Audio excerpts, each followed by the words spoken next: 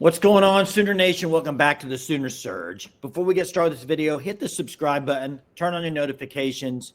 Also, check out the Fan Stop. Look at this jacket. It's pretty sweet. It's from the Fan Stop. Check them out, www.thefanstop.com. Also, you can sign up for the shirt of the month. You get a new shirt every single month, new design, new color, all of it. Use code SURGE, you get 10% off your first 3 months. Basketball, men and women both get much needed victories this weekend. Sooners going on the road to do it as they go to Arkansas in a game matching two one-win conference teams up. And the Sooners come out of there with a victory. No matter how you slice it, dice it, whatever you want to say, it's a victory. It's a W. Sooners get to 2-4 in conference play. Had to have it, got it. Well, OU and Arkansas, Jason, were both fighting really further seasons kind of at that point, because I don't think you want to get down to 1-5 or 1-6 in conference play and have to dig yourself out of that deep out of a hole. But I didn't think that was an Arkansas team with how much talent that they have. I wasn't too impressed with how they looked offensively. At the Oklahoma, they played pretty good on the defensive end of the floor. The start of second halves continues to be an issue for this team, Jason. They start off fast in the first half. It's like the final 4 or 5 minutes of the first half, the first 9-10 minutes of the second half. It's like Oklahoma, they just go in this lull offensively. They start turning over the ball, start doing all these things. You saw it against Texas A&M whenever they lost that game, allowed the comeback. You've seen it in other games as well this year. And South Carolina at home, whenever they were able to win that. So Oklahoma, they need to be more consistent in that aspect of the game. But Jeremiah Fears, I thought, played maybe his best game of SEC play, and we said that after the South Carolina game, to go on the road to be able to control himself. I believe he finished the game with only 2 turnovers, so he had a very, very good game. That's been an issue he's had a lot of SEC play, got that fixed. Jalen Moore continues to lead this team, be the leading scorer, be the guy. I think the jump that Jalen Moore's taken in the second half several times when Oklahoma's been down, had no offense, Jalen Moore's went and got some points for this Oklahoma team when it's needed most. And I thought Oklahoma, Jason, you said no matter how OU got it done, they got the win on the road in front of a packed stadium in Fayetteville, Arkansas against the Razorbacks. Yeah. I mean, you look at it. Even Porter Moser said after the game, if you would have told me Fierce had 16, he wouldn't have believed you. It was a quiet 16, really. And then Moore, Moore didn't play the best game he's played, but he made some plays when they needed it. This game, kind of a tale of two halves for OU offensively. First half, they were moving the ball, looked really good. Goodine knocking down threes. They looked great. Second half, not as fluid. But this game turned in one specific moment of this game. And OU had led most of this game. They go down 6 points. And on back-to-back possessions, OU gets fouled shooting three-pointers, Fears and Northweather. And they knock all 6 free throws down. Tie ball game, just like that. To me, that's where the game changed. They got right back into it. And, Arkansas is not playing very smart right now. They're really not offensively. I will say another huge play in the game. And I don't think OU's bigs played very good. Godwin had some stuff early on, did good on, but Wagee's dive on the floor at half court that led to a bucket may have been the single most important play of the game. Really needed it at the time. So that was huge. And then down the stretch, he also had another play on defense. So Wagee's still not offensively as far as where you really need a big to be. But he made some plays defensively. Northweather knocked down a 3. And I tell you, Glenn Taylor, I thought off the bench, gave him some real quality minutes. But overall, it's a win you had to have. You mentioned it. We've talked about it. You're at 2-4 now. It doesn't get easy. You go to Texas A&M on Tuesday night, and then you come back home with Vanderbilt. And at this point in the season, there's one thing you can't do. You can't lose at home. You got to win every home game you can get. And you got some big ones coming in there after Vanderbilt. You got Kentucky and Tennessee rolling in. So you're going to have to win some of those big-time matchups. You're just going to have to do it. And this might come down to the last game of the year in SEC play when you travel to Austin to play Texas. Because you're going to have to get to 7 or 8 wins in the conference. And they're at 2 right now. That's 5 to 6 more wins, and it's a brutal schedule. You got to play good. They had spurts where they played really good, I thought, yesterday.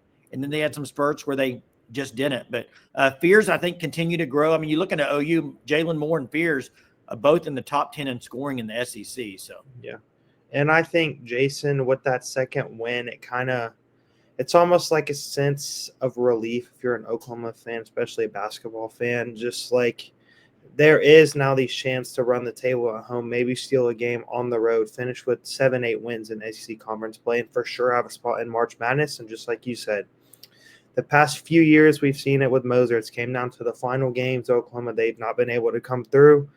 This year, you're hoping they can get themselves into the dance, and we've seen the success Moser's had with teams there. And I think this Oklahoma team, with the guard play that they have, they can make some noise in the big dance. Yeah, and you got this A&M game's kind of a revenge game. It's a game you should have won at Oklahoma. You were up, 17, 18 points in the second half.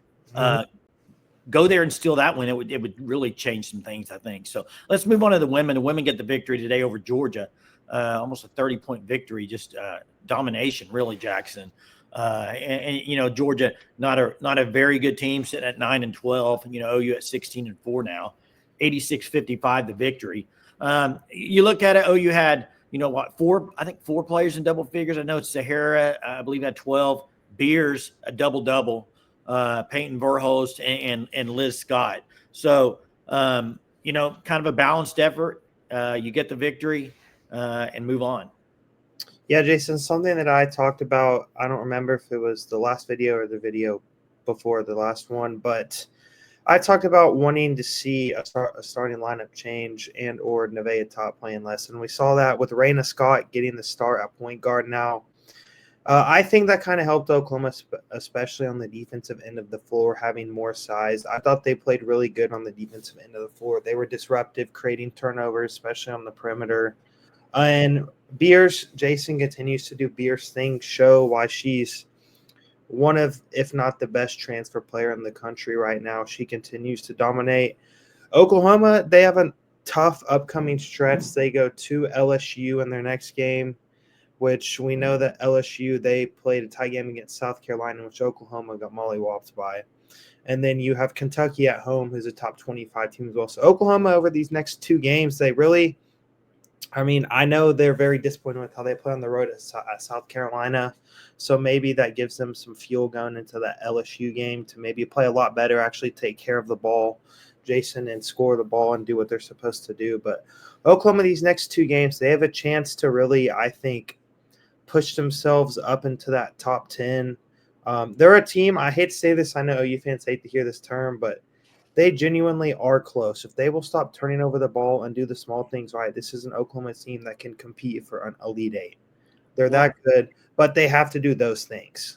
Well, I'm not – it depends, Jackson. They can make a run in the tournament right now to say for me to make that opinion, I'm going to have to see LSU game because they played South Carolina, and South Carolina is really good, but OU got destroyed in that game. Yeah. LSU didn't lose by a whole lot to South Carolina. LSU's on the same level with South Carolina. Yeah, we're going to find out if OU is getting closer to be on that level or if they're still the next tier below that. Because, like I said, they got destroyed by South Carolina. They need to play LSU well. I think that's what I'm looking for. How well can they play LSU, make it a game? And of course, the turnovers. It continues. That's the Achilles heel of this team. Once again today. 17 turnovers, 19 assists. 1-to-1 ratio, it needs to be better than that. They got to keep improving on the turnovers. That's been a part of the problem. I would love to see them against LSU take a step forward and show that they belong with teams like LSU. And that's what I'm waiting to see. And we hope we can see it, Jackson. So hopefully we can see that this week. And like you said, SEC men's basketball, SEC women's basketball, it doesn't matter. It's tough. Every night's tough. When you get games like they had today at home, you got to just take care of business and then move on to the next one. So, yep, you said it, Jay. Oklahoma, they need to, both men's and women's, they need to win their home games, steal a game or two on the road. And these next really 2 to 3 weeks, I think, are going to be super crucial for both teams, in which Porter Moser is coaching for his job. Jason Will said that. It's year 4. You need to make March Madness. Jenny Baranczyk, she's not on the hot seat at all because of what she's done, but really a chance to show she's taking Oklahoma to this next level to potentially compete within the next few years for a national championship. Yep, there you have it. Basketball weekend recap. as both teams get the W this weekend. Thanks for watching this channel. We appreciate it. Thanks for watching the video. Hit the like button. Make sure you subscribe to the channel, and we will catch you next time.